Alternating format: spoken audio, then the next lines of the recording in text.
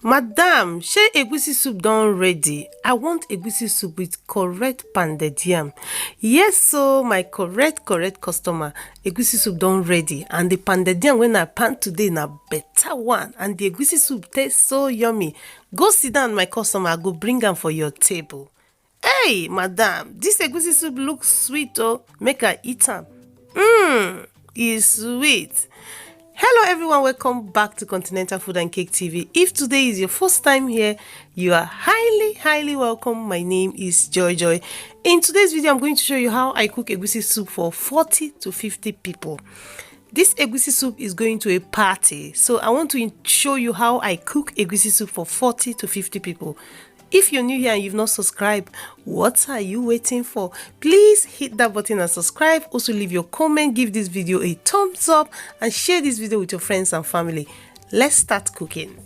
To cook the egusi soup, I have in this pot 4 kg of brisket. I also have 2 kg of heart, but you can use any protein of your choice. And already I've added seasoning cube, chicken flavor. I add 3. I add 1 tablespoon of pepper, and I also add 1 tablespoon of crayfish. When I'm cooking soup for party, because they're going to eat it that day, I like to add the crayfish so that it will boil with the meat and the meat will absorb all the crayfish and seasoning. As you can see, I'm showing you the pepper, the crayfish, which I've added off camera, and also added some salt for taste. And I'm adding more salt now. After that, I added chopped onion, which is 3 pieces of chopped onion. Remember, this is going to party, so I have to add onion. On a good day, I don't like to add onion in my egusi soup, but this soup is for party. So after adding all the seasoning, the onion, I mix together until it's well combined. You can see it's a lot of meat there. Cover with the lid and allow to cook for 20 to 25 minutes in a high heat. So this is 25 minutes later and this is what it's looking like. I hope I'm not speaking really fast or talking really fast. So I mix together again to combine, and when I'm boiling the meat, I didn't add any water, so this is the water that the meat has produced on its own. So now I'm adding my shaki, which is called tripe, and it's been pre-boiled. I boil my shaki separate. I'm adding cow foot. This is straight from the freezer. I like to boil my shaki and cow foot separate and throw the water away. I don't like the water. Most especially if you live in the UK, the water that comes from the cow foot is really fatty. I just don't like it. But if you like it, feel free to boil it with your meat. But I like to boil mine separate, which is what I've done. After mixing it together, I also cover the pot again, allow to boil for at least 15 minutes. So this is the egusi. I've prepared the egusi already. As I said before, I wasn't planning to film this. I don't know what I said it before, but I decided to film it. So this egusi has been cooked, but I'm going to show you how to achieve egusi like this. And this egusi is about 4 to 5 kg if I remember.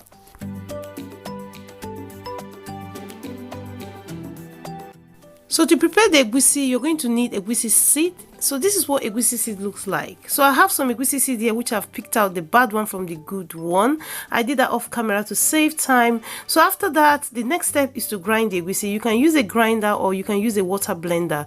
But because I want a very thick paste, a very thick consistency, so I prefer to grind. To grind, all I did is to add some egusi into the grinder, cover with the lid and press the black button. Very easy, and it grinds the egusi really smooth.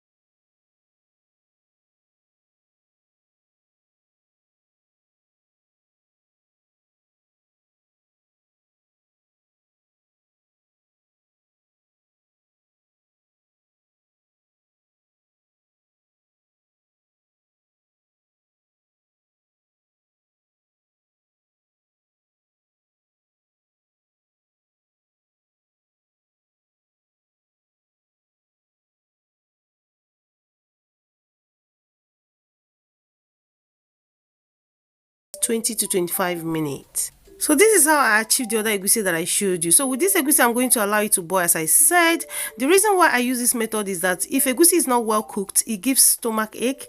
So to be on the safe side, I prefer to do it this way, most especially if you're not going to fry your egusi. Cover it with the lid, but do not cover the pot completely. You don't want it to boil over. Then allow it to boil, and after 25 minutes, this is what it looks like. So with this method, you are going to achieve a scrambled egg egusi like a scrambled egg egusi look. Did you see that big lumps? So this is how I achieved this one. So I have another video where I showed how to make egusi for at least for a family of maybe 5 to 10. So I'll link that video in the description box. Please go check it out. So what I'm doing now is using a wooden spoon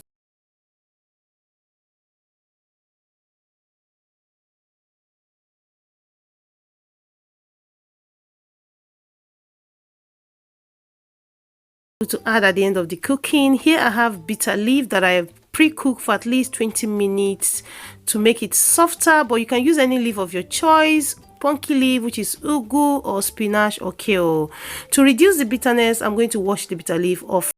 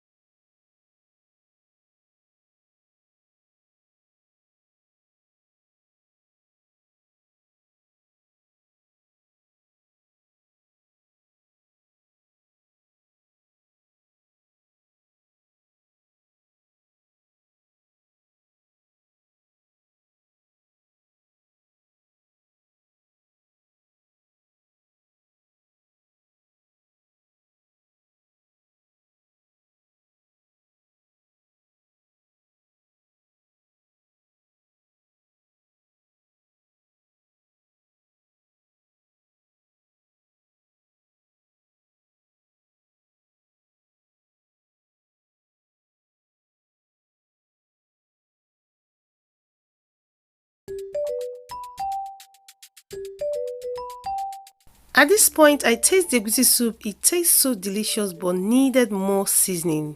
I add seasoning cube, chicken flavor 3, so in total I'm using 6. After adding the seasoning cube, as you can see, I'm breaking the seasoning cube. Please do not make that mistake and just add your seasoning cube without breaking it.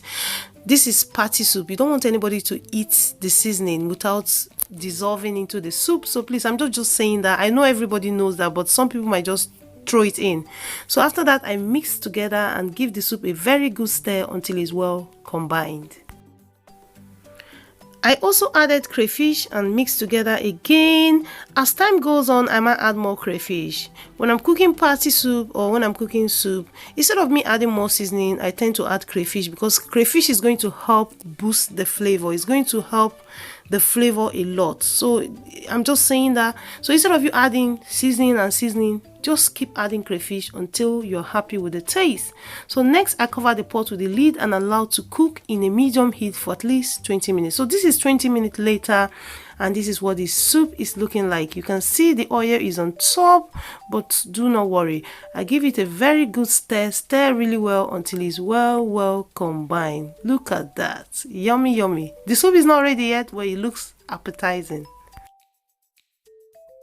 At this point, I'm adding smoked catfish, which I wash with hot water off camera. I also add stockfish, which I'm using the head. I also wash with hot water. After adding, I mix it with the soup until it's well combined. And I want to say the reason why I'm adding the fish now is that I don't want it to break. If you add it early, it might break. So to avoid that, I like to add it at this time.